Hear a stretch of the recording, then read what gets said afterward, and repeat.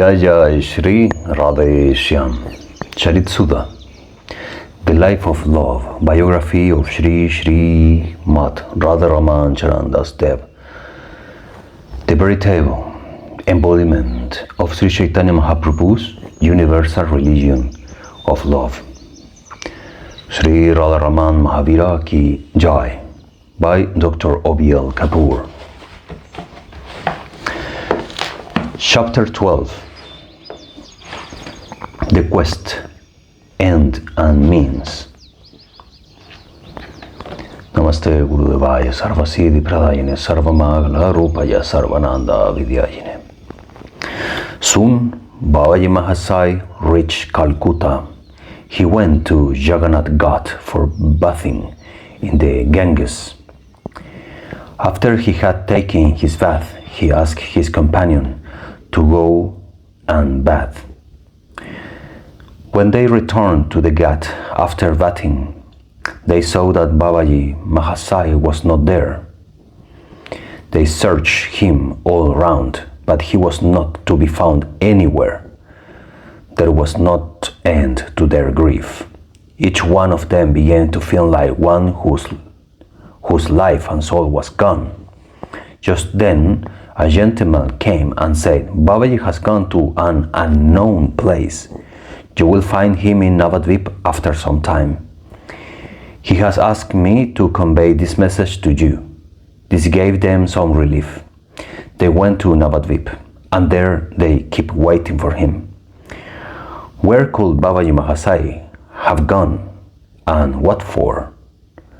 It would have been impossible for us to answer this question if he had not left his own memoirs regarding his activities during this period. Two things are clear from the memoirs. One is that after he had completed his journey up to Nilachal as directed by his guru, he went to him for further light and instructions. The other in his concern for the fallen, the weak and the striking people of this age of Kali, who want to seek deliverance from Maya, but are lost in the labyrinth of so many religions, each prescribing its own path for eternal peace and happiness. He wanted to find for them the purest and easiest path by reflection, by experiment, and by revelation. In the memoirs, he first described the results of his reflections allegorically. And it seems then the result of his experiments in yoga, and finally the result of the revelation he had at the feet of the Guru. The following is an adaptation from the memoirs written in Bengali. We are sojourners of this world, come to offer our worship to the Lord of ourselves and all the worlds, the Lord that is within, without, and beyond. Whoever sees this sees the truth. For him there is no misery and torment in life or in death.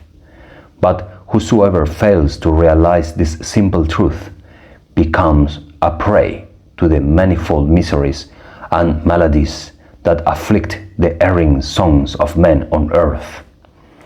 Peace and blessedness come to the man who is in this light, in the light, tumult and discontent to the man who walks in ignorance and gropes his way through fog and mists he knows not where. It was in this mist mood that I, the soul,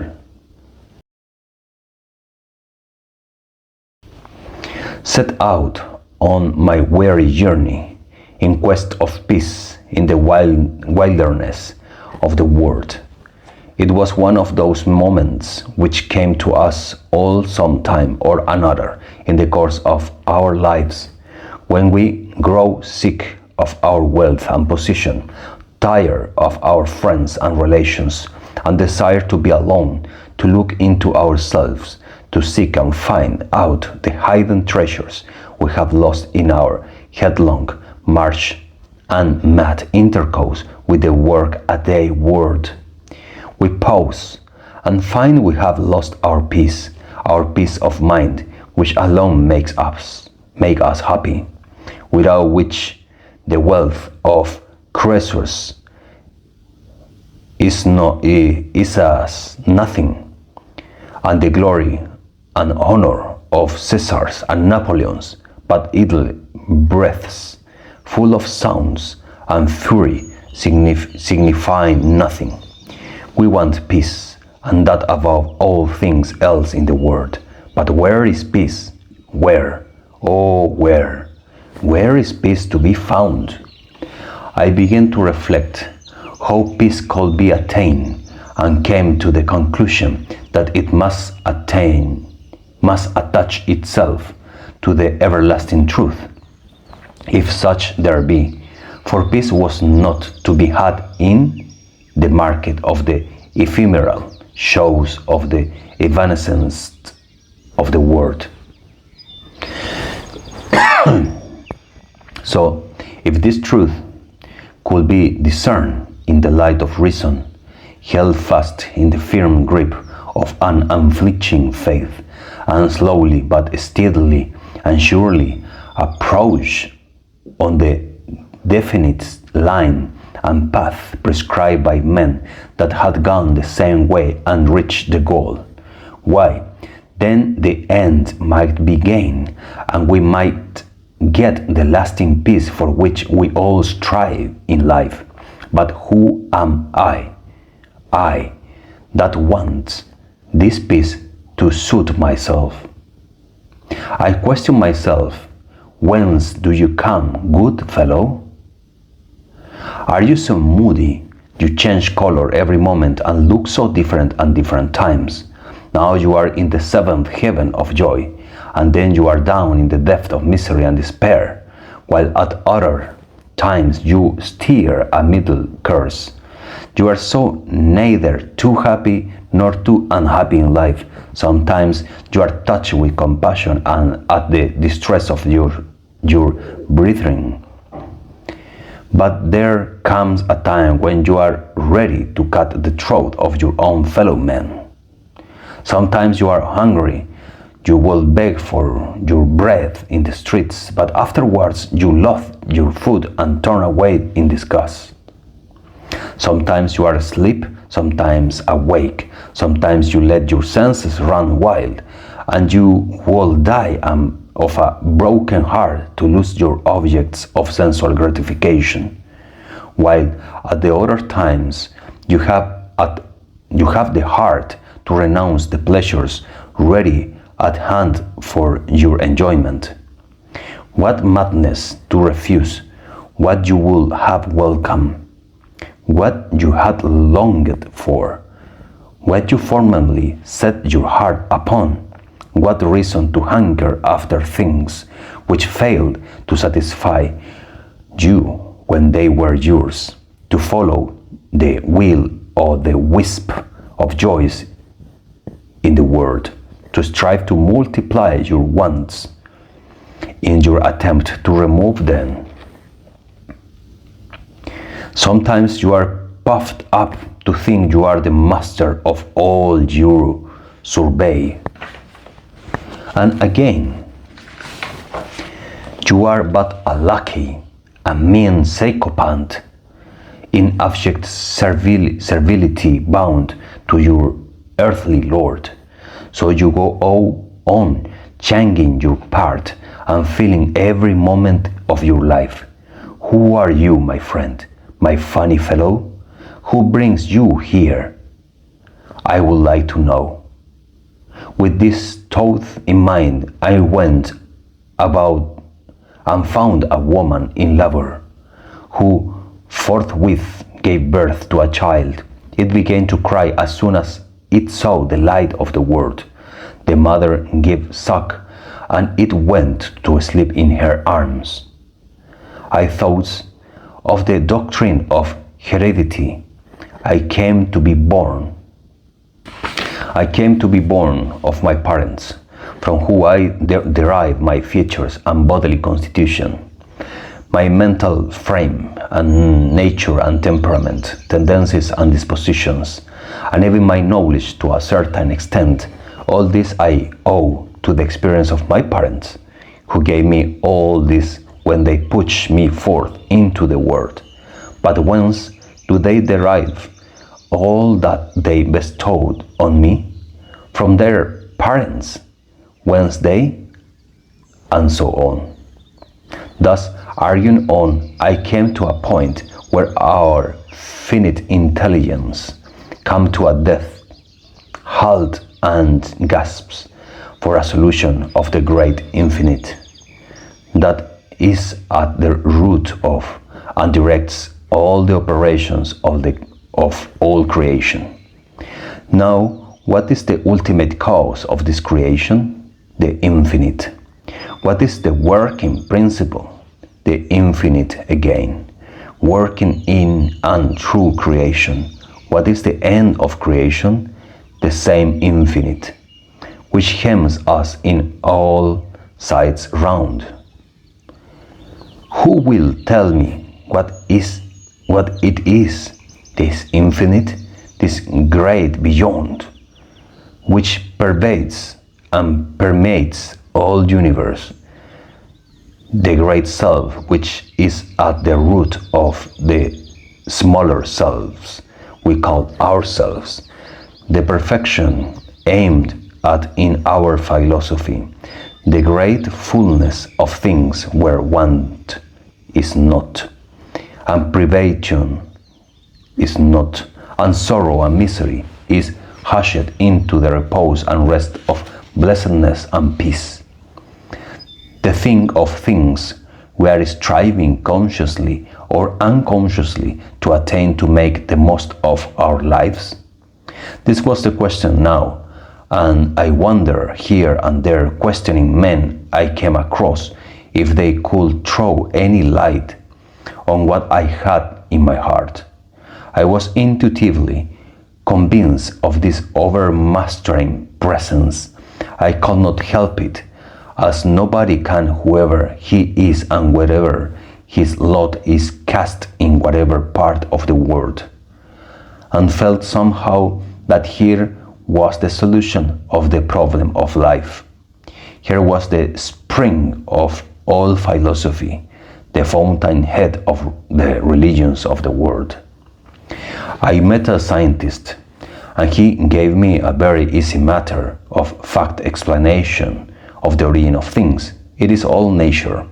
He let me know all things are naturally coming into being and disappearing naturally to reappearing in another form. And so is man. He is born, he lives for a time, and then he is dead. That's all.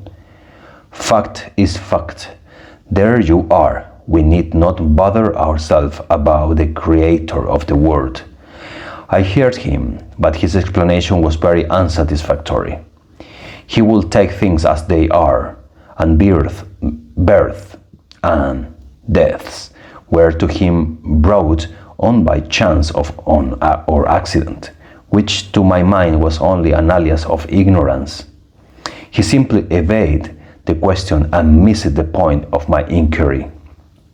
Then I met a sannyasi, and he said, well, you and I, and this and that, birth and death, and all the world is Maya or illusion. It is all Brahman, and Brahman is the truth. This Brahman is Jnana itself, the truth, the spirit, and the bliss of the bliss. It is like ether, like air, you may say, which takes the shape of the pot only so long as the pot to shut it in is a pot to shut it in.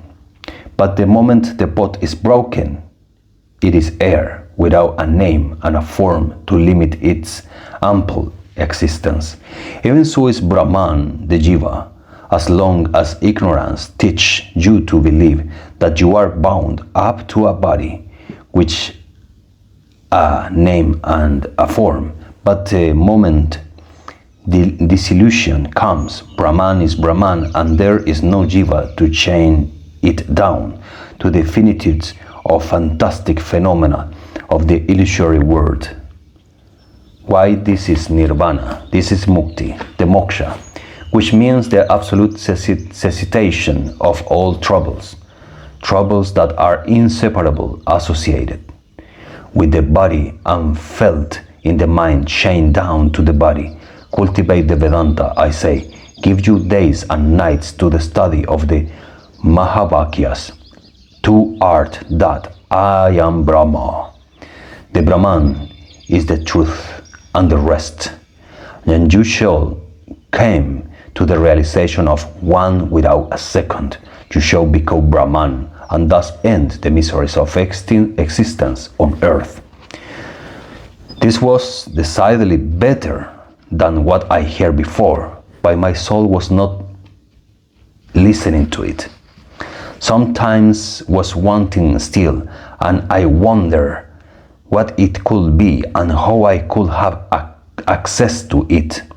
This system consisted in total abnegation, negation of the world, negation of the body and the bodily organs, negation of the mind and the process of the mind, negation of all connections with things external and internal, negation of all the things that we feel to be the realities of life. It was a process of elimination after all, and when it was complete, it might lead to the solution of the equation of the great unknown. But it was so unnatural, this way of discerning the truth, so dry and cold, this rocky ascent to the highland of bliss. I resumed my journey and lightened up a yogi who taught me that we must seek within, and there we shall get the desideratum of our souls. He was an advocate of the system of Patanjali. He said, we must first of all practice the yamas. The yamas are 5 in number: ahimsa, harmless; satya, truthfulness; asteya, non-stealing; brahmacharya, continence; and aparigraha, no acceptance of gift. The niyamas are tapas, austerities; santosha, contentment; sausha, cleanliness; swadhyaya, sacred studies; and ishvara pranidhanam, resignation. And the niyamas and the asanas. The asanas are prescribed postures for sitting still at ease for a long time. And then the pranayama. 4.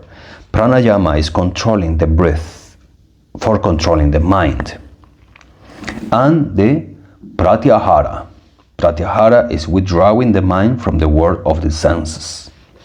After which, when the senses are properly breathed in the mind, and the mind is calmed down to a state of rest, we shall practice concentration to realize the end and aim of our lives. By this means, the Kula Kundalini. Kula Kundalini is the spiritual energy which lies coiled up, as it were, under normal condition in the nethermost regions of the root of the genital organs, the Muladhara it is called, and which is stimulated by proper practice of, on the lines indicated above, besters itself and make it way up the channels of the Sushumna through the Swadhisthana and the Manipur, near about the navel, and Anakara in the heart, the Vishuddha behind the larynx, and Akna at the root of the nose. Till at last it reached the Sahasrara Padma over the head, where the soul ultimate loses itself in the oversoul, which under Kula Kundalini, which under normal conditions is asleep, will be roused into activity and stream up the channels of Sushumna, making its way through the 6 chakras or Padmas, till at last it takes the Jivatma to the Sahasrara. Here the Jivatma, the soul, is united with and completely merged in the Paramatma, the Oversoul. The process of concentration again admits of three successive stages, the Dharana, the Dhyan, and the Samadhi, which last mean complete union with Paramatma, the summum bonum of our life. All this is to be felt and experienced in the heart, my child. It is all within, you see, and not without. Come and practice, and you will see it all yourself. I set to work accordingly to the direction for some time, and I felt the quiescent state of the mind, hitherto unfelt in the bustle of the world, and had the finer experiences of the luster and color of the nada and nada. Nada is what has been imperfectly described as the music of the spheres, the ceaseless sounds out of which all this has come, which yogis can hear when they have attained in advanced stage of spirituality.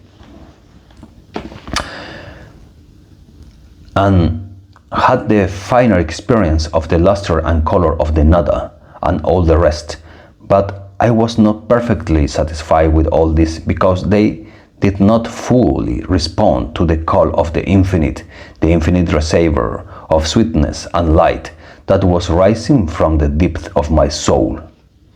So I left off and set out in my quest again till at last I met my Gurudev on the bank of the Saraju. I fell at his feet and requested for light. He said, "My child, infinite sweetness and light lie at the lotus feet of Sri Hari.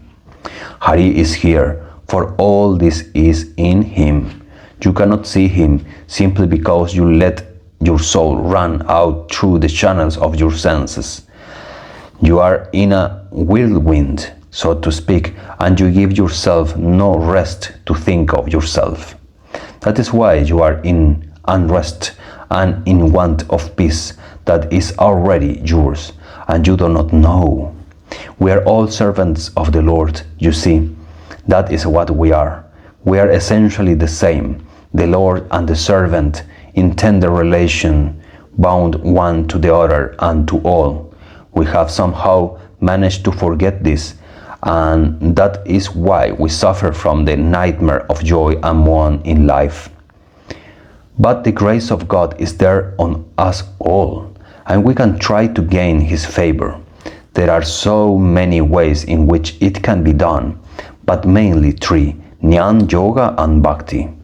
The three are better united than pursued separately and distinctly from one another.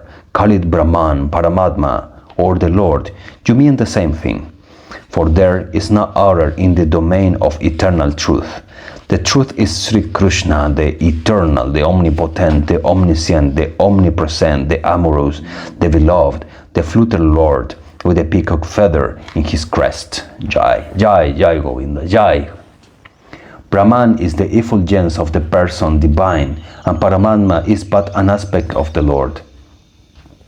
The gods and the asuras, the powers of good and evil, the forces of nature, and all beings from the highest to the lowest in the order of creation are subservient to His will and execute the purpose of the supernatural Lord, who manifests Himself fully in the Lilas, in Goloka, eternally in Vrindavan, here below in the Vapara Yuga, in the eternal circle of revelations in the countless millions of universe, as also in the heart of the devotees who have given themselves up entirely to the Lord and the Lord alone. To know Him as such is Jnana. To be united with Him is what is called Yoga, and to love Him and enter into tender relationship with Him is Bhakti. The Lord Himself comes down at Sri Chaitanya in Navadvip to teach us how to realize Him fully in our life. The Lord Himself gives us the Yuga Dharma, the religion of the age, which is Sankirtan, the singing aloud of the blessed names of the Lord. It alone in this age can purify the sin-stained hearts of the fallen and the weak. It alone can give us peace and bliss that knows no end. This Sankirtan is the best way and the most suitable to us in these days, because we have played into the hands of our senses, so to speak. We are controlled and overmastered by the senses over which we have no control. Sankirtan helps us to make us of these senses to obtain mastery over them. I arrests all the senses at one, the tongue and vocal organs, to sing aloud and taste the sweetest of the name of the Lord, the auricular apparatus to hear the same at the same time, the sense of sight to visualize the blessed form of beauty of the of grace, the sense of smell to enrapture with the aromatic endure of the beauteous Lord, and the tactile sense to be overpowered with the actual contact of the Lord of love, felt in the chords of the ecstatic communion in the midst of this high-pitched divine service, the Sankirtan of the Lord. 𝐰𝐸𝐽, 𝐰𝐸𝐽, 𝐰𝐸𝐽, 𝐰𝐸𝐽. You sit down to meditate in the lonely chamber. You cannot hold your mind at rest. It flies this way and that, here and there and everywhere. You think of a lot of things you meant to avoid at that time, and you give it up as hopeless to think of the Lord. You find it impossible to accomplish this in this life. Sankirtan comes to your help, and then you find it possible to do what seemed impossible. A static trance is the highest and the best, for here is the Lord felt in all sweetness and glory of perfect revelation. But this is the end, a meditation or abhyasa. Nidhi dhyasana, dhyan or smarana as it is called, is the way leading to this end. Where meditation is not possible, the tadartha karmas, the God words, leading, doing, should be had recourse to, and they will put us in the right way. Where even this is not possible, the deed unselfishly done will serve to purify our souls and push us forward in the uphill path of godliness, of religion. Bhagavad Gita 12:8-18. With these words he sang me the Sankirtan, and I sang with him till I felt myself translate to the eternity of truth and love in tender relationship bound to the eternal Lord of love and bliss profound. And when I recovered, I thought I knew the full significance of the text of the Bhagavad Gita. 1854. Being Brahman, the soul is calm and serene, free from sorrow and desires, sees the one and the same in all that breathes, and attains true devotion and love. I thought I felt the fulfillment of the divine prophecy. By true devotion, it, the soul, knows me truly, yes, fully and entirely as I am, and knowing me as such, it then enters the eternity of the Lila. Bhagavad Gita 1855. I knew what was to be known and felt what was to felt. Then I surrendered to him, saying, O Gurudev, now be kind to me. Keep me near you forever and ever, so that I may be blessed by serving your feet. Gurudev placed his foot over my head to bless me and said, my child, service means doing that which will make me happy. So you do that which will make me happy. You know that in our country today the mushroom growth of so many pseudo-religion has almost totally eclipsed Mahaprabhu's pure religion of love. If you work to bring even a single person to the right path, that will make me 1,000 times happier than your direct service to me. If you preach Mahaprabhu's Prema Dharma, the religion of pure love, by yourself setting as an example and deliver the jivas from bondage by distributing Nama Prem, love for the name of the Lord, among them, not only I, even Nityananda will be completely sold out to you forever and ever. I pray to him that he may give you extraordinary Shakti for the fulfillment of his mission. Jai Nitai, Jai Radharaman. With these words, Sri Gurudeva embraced and kissed me. He kept me with him for 3 days and then asked me to go to Bengal. While taking leave of him, I bowed down at his feet and asked when I could see him again. He smiled and said, "You will be able to see me directly whenever you want." This gave me great satisfaction. I start my own journey, staying on the way at Vrindavan for 8 days and at Kashi for a day. I reached Navadvip. Since then, at the behest of Gurudev, I have been wandering about, singing Sankirtan and spreading the gospel of Mahaprabhu, wherever the Lord is pleased to take me. As soon as Babaji Mahasai reached Navadvip, clouds of sorrow and despondency that had gathered over the mental horizon of his beloved companions were dispelled, and they began to dance and sing and embrace each other in joy and ecstasy they had never experienced before. In the next episode, chapter 13, Sannyas Initiation, meeting Chaitanya Das. Pure nectar, the life of love. Biography of Srimad Radharaman Charan Das Dev, the veritable embodiment of Sri Chaitanya Mahaprabhu's religion of love.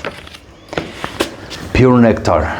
Jai Radharaman, Jai Nitai, Jai Gaur, Jai Sri Radheshyam. Subscribe, give like, share on your social media, help me to grow this channel.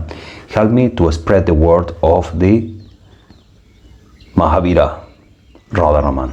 Jai Sri Radhe.